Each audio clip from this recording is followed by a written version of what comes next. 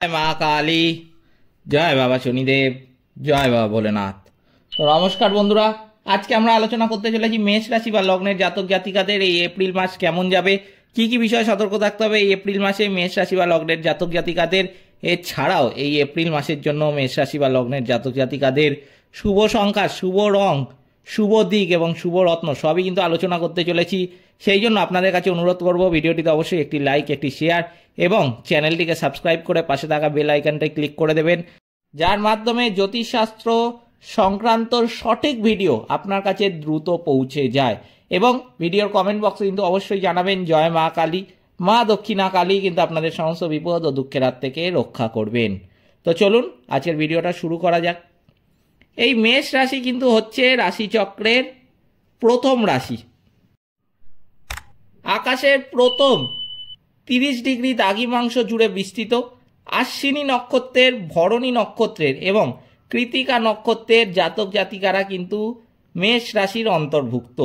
এই রাশির অধিপতি কিন্তু হলেন স্বয়ং মঙ্গলদেব। তো চলুন এবার জেনে নেওয়া যাক এই মেষ রাশি বা লগ্নের জাতক জাতিকাদের ক্ষেত্রে গ্রহ নক্ষত্রের অবস্থান কি বলছে। অতএব গ্রহ নক্ষত্রের অবস্থান এখন ঠিক কি অবস্থায় রয়েছে। যেটা দেখা যাচ্ছে, পঞ্চম ঘরের অধিপতি রবি 14/4/2025 অর্থাৎ সোমবার মীন রাশি থেকে মেষ রাশিতে কিন্তু পরিবর্তিত হচ্ছে। তৃতীয় এবং ষষ্ঠ ঘরের অধিপতি বুধ এই মাসে কিন্তু মীন রাশিতে তার সঞ্চার অব্যাহত রাখছে। দ্বিতীয় এবং সপ্তম ঘরের অধিপতি শুক্র এই মাসে কিন্তু মীন রাশিতে তার সঞ্চার অব্যাহত রাখছে। প্রথম এবং অষ্টম ঘরের অধিপতি মঙ্গল 3/4/2025 অর্থাৎ বৃহস্পতিবার মিথুন রাশি থেকে কিন্তু কর্কট রাশিতে পরিবর্তিত হচ্ছে। নবম এবং দ্বাদশ ঘরের অধিপতি বৃহস্পতি এই মাসে বৃষ রাশিতে তার সঞ্চার অব্যাহত রাখছে। দশম এবং একাদশ ঘরের অধিপতি শনি এই মাসে কিন্তু মীন রাশিতে তার সঞ্চার অব্যাহত রাখছে। রাহু কিন্তু এই মাসে মীন রাশিতে তার সঞ্চার অব্যাহত রাখছে এবং শেষ কেতু এই মাসে কিন্তু কন্যা রাশিতে তার সঞ্চার অব্যাহত রাখছে। সুতরাং গ্রহ নক্ষত্রের অবস্থান অনুযায়ী যেটা বোঝা যাচ্ছে যে এই মাসটি কিন্তু মেষ রাশি বা লগ্নের জাতক জাতিকাদের জন্য সাধারণ ফল দেবে। রবি দ্বাদশ এবং প্রথম ঘরে সঞ্চার করবে। আপনার কর্মজীবনে আপনাকে কিছুটা কিন্তু ধৈর্য ধরতে হবে এই সময়। আপনার ক্রোধ কিন্তু এই সময় নিয়ন্ত্রণ করতে হবে। ক্রোধকে কিন্তু যতটা পারবেন নিজের থেকে বিরত রাখবেন। ক্রোধ কিন্তু সহজে নিজের, আমি বলবো যে ধারে কাছেও আসতে দেবেন না। ক্রোধ এই সময় কিন্তু কথায় কথায় আপনার হতে দেখা যাবে, তাই জন্য আপনাকেই কিন্তু এটা নিয়ন্ত্রণ করতে হবে যতটা পারবেন। কিন্তু তাই জন্য ক্রোধকে নিজের থেকে বিরত রাখবেন, কারণ এই সময় ক্রোধিত হয়ে পড়লে আপনি কিন্তু হুট করে এমন কিছু কথা বলে ফেলবেন বা এমন কোনো কাজ করে ফেলবেন যার জন্য কিন্তু আপনি কিছুটা সময় পরই অনুশোচিত হবেন, কিন্তু তখন কিন্তু আর কিছু করার থাকবে না। যা হওয়ার কিন্তু কিছুক্ষণ আগেই সেটা হয়ে যাবে। তাই জন্য আমি বলছি কিন্তু ভুলেও এই সময় ক্রোধকে নিজের থেকে বিরত রাখবেন, ক্রোধকে কিন্তু নিয়ন্ত্রণ করবেন। এই মাসে কিন্তু আপনার উপর কাজের চাপ বেশি থাকতে পারে। আপনার ঊর্ধ্বতন কর্তৃপক্ষের সাথে কিছু সমস্যাও কিন্তু হতে দেখা যাচ্ছে। সহকর্মীদের থেকে সমর্থন কিন্তু কম থাকবে এবং কাঙ্ক্ষিত ফলাফল পেতে আপনাকে কিন্তু কঠোর পরিশ্রম করতে হবে। মাসের প্রথম সপ্তাহটি আপনার জন্য কিছুটা কঠিন হতে পারে এবং দ্বিতীয় সপ্তাহ থেকে আপনার কাজের ক্ষেত্রে কিছুটা অনুকূল ফল কিন্তু পাওয়া যাবে। আপনার ধারণা বা পরিকল্পনা সঠিক কাজ নাও করতে পারে। আপনি বিরক্ত হতে পারেন, কারণ কেউ আপনার ধারণাকে কিন্তু এই সময় সমর্থন করবে না এবং অন্যদের ধারণা ভালো না হলেও তা গ্রহণ করতে হতে পারে। তাই আপনার কাজ সম্পন্ন করার জন্য কিন্তু অবশ্যই আপনাকে শান্ত থাকতে হবে এবং ধৈর্যও কিন্তু অবশ্যই ধরতে হবে। পারিবারিক দিক থেকে আমি বলবো এই মাসটি কিন্তু স্বাভাবিক থাকবে।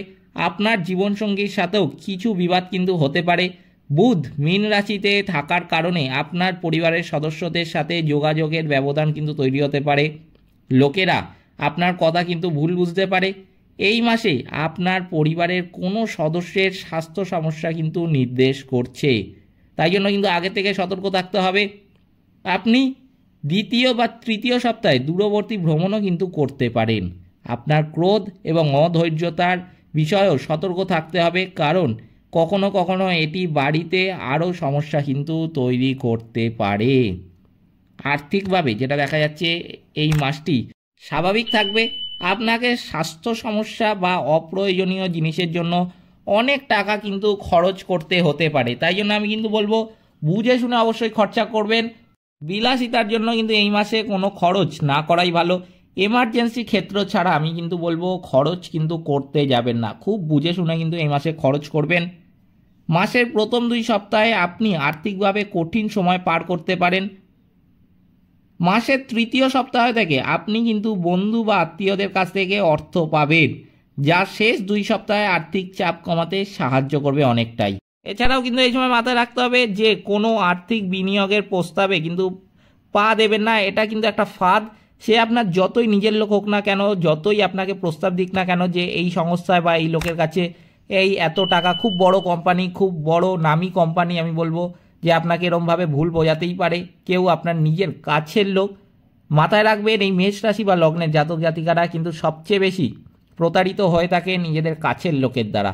তাই জন্য কিন্তু যতই এই সময় আপনার কাছের লোক আপনাকে বোঝাক না কেন যে এখানে এত টাকা দিলে এই সংস্থা বা এই মানুষের কাছে, ব্যক্তির কাছে টাকা দিলে আপনি এত টাকা রিটার্ন পাবেন, এত আপনার লাভ হয়ে যাবে, সেই রকম কোনো যদি আপনার কাছে প্রতারণামূলক কোনো ফাঁদ আপনাকে কেউ যদি বলে, আপনি কিন্তু সেই ফাঁদে পা দেবেন না। এই ভুল বিনিয়োগ কিন্তু আপনাকে আগামী দিনে ক্ষতির সম্মুখীন করে তুলবে। তাই জন্য কিন্তু আমার এই কথাটা মাথায় রাখবেন। স্বাস্থ্যের দিক দিয়ে মাসটি কিন্তু স্বাভাবিক থাকবে। আপনি গরম লাগা বা পেটের ব্যথায় কিন্তু ভুগতে পারেন। প্রথম 2 সপ্তাহে আপনি স্নায়ু সম্পর্কিত স্বাস্থ্য সমস্যাতেও কিন্তু ভুগতে পারেন। 3য় সপ্তাহ থেকে আপনার স্বাস্থ্য কিন্তু ভালো থাকবে। শান্ত থাকার চেষ্টা করুন এবং বিশেষ করে কিন্তু গাড়ি চালানোর সময় আপনার আগ্রাসন কমান। মঙ্গল কিন্তু 4র্থ ঘরে সঞ্চার করার কারণে এই ধরনের সমস্যা হতে পারে। ব্যবসা কিন্তু এই সময় মেষ রাশি বা লগ্নের জাতক জাতিকাদের স্বাভাবিক চলবে এবং এই মাস বিনিয়োগের জন্য কিন্তু ভালো নয়। প্রতিটি কাজে আপনি কিছু বাধা দেখতে পারেন। আপনাকে আপনার যোগাযোগের বিষয়ে কিন্তু সতর্ক থাকার পরামর্শ দেওয়া হচ্ছে। ভুল যোগাযোগ বা নেতিবাচক প্রচারের কারণে আপনি কিছু গুরুত্বপূর্ণ প্রকল্প বা কাজ কিন্তু হারাতে পারেন। শিক্ষার্থীদের ক্ষেত্রে বলবো শিক্ষার্থীদের পড়াশোনায় বেশি মনোযোগী কিন্তু হতে হবে এই সময়, কারণ তারা চঞ্চল থাকতে পারে এবং সহজেই কিন্তু রেগে যেতে পারে। তাদের পড়াশোনায় প্রত্যাশিত ফলাফল পেতে ধৈর্য ধরে কঠোর পরিশ্রম কিন্তু করতে হবে। বুধ মীন রাশিতে থাকার কারণে পরীক্ষায় মনোযোগের অভাব এবং অলসতা দেখা দিতে পারে। তাই এই বিষয়ে কিন্তু সতর্ক থাকতে হবে এবং নিজেকে অনুপ্রাণিতও রাখতে হবে।